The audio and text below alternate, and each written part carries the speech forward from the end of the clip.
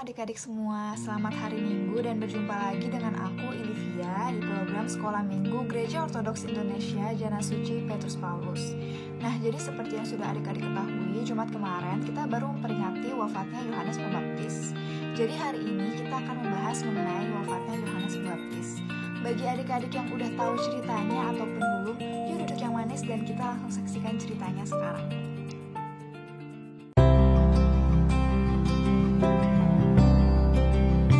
Peringatan wafatnya Jana Suci Yohanes Pembaptis, Nabi dan Perintis Jalan.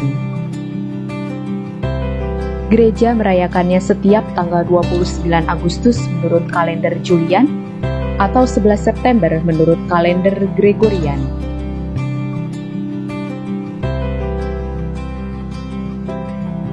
Sebelum kita mendengar kisah tentang Jana Suci Yohanes Pembaptis, apa itu Jana Suci? Jana Suci adalah orang kudus atau yang sering disebut dengan santo atau santa.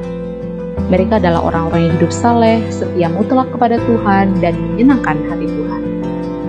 Jana Suci sendiri terdiri dari 6 kategori, yaitu rasul, nabi, martir, bapak gereja, biarawan, dan orang benar.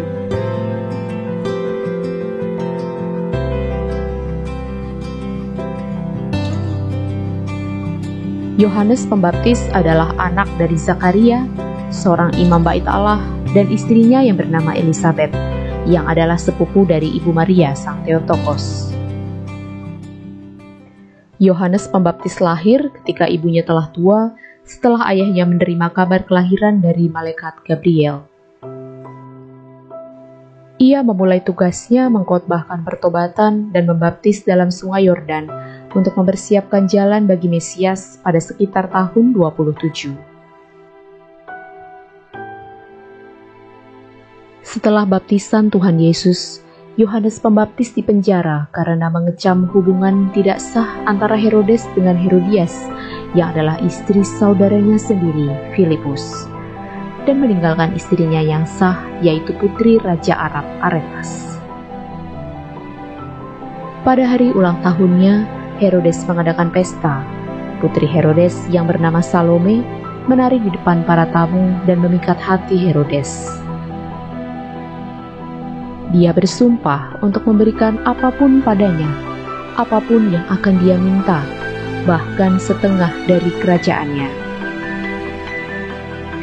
Atas nasihat ibunya yang jahat, gadis keji itu menuntut kepala Yohanes Pembaptis di atas talam. Herodes menjadi gusar karena ia takut akan murka Allah atas pembunuhan seorang nabi. Dia juga takut kepada orang-orang yang mengasihi Sang Perintis Jalan Kudus.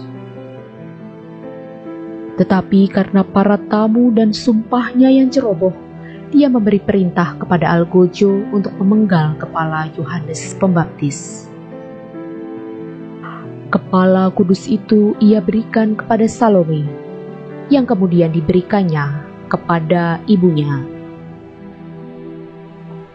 Menurut tradisi, sebelum mati sekali lagi mulut kepala Yohanes dibuka dan berseru, "Herodes, janganlah engkau memiliki istri saudaramu." Herodias dengan penuh kegilaan berulang kali menusuk lidah sang nabi dengan jarum dan mengubur kepala kudusnya di tempat yang najis. Tetapi Yohana yang saleh, istri dari pelayan Herodes, Kuza, menguburkan kepala Yohanes Pembaptis dalam sebuah bejana tanah di Bukit Zaitun, di tanah milik Herodes. Malam itu jenazah Yohanes Pembaptis diambil oleh murid-muridnya dan dimakamkan di Sebasteia, di mana perbuatan jahat itu terjadi. Penghakiman Allah menimpa Herodes Herodias, dan Salome, bahkan selama kehidupan duniawi mereka. Ketika Salome menyeberangi sungai Sikoris pada musim dingin, ia jatuh ke dalam air yang membeku. Dia terjebak di sana sampai sebongkah es yang tajam menembus lehernya. Mayatnya tidak ditemukan, tetapi mereka menemukan kepalanya dan membawanya kepada Herodes dan Herodias, sebagaimana mereka membawa kepala jana suci Yohanes Pembaptis. Raja Arab Aretas membalas dendam karena putrinya yang tidak dihormati dengan menyerang Herodes. Herodes kalah lalu diasingkan bersama Herodias ke Gaul lalu ke Spanyol. Tuhan kita mengatakan bahwa jana suci Yohanes Pembaptis sang perintis jalan adalah yang terbesar di antara yang dilahirkan wanita. Itulah sebabnya dalam ikonostasis gereja ortodoks, kita akan selalu menemukan ikon Yohanes Pembaptis di sebelah kanan ikon Kristus. Sekian dulu ya pelajaran sekolah minggu kita. Tuhan Yesus memberkati. Bye!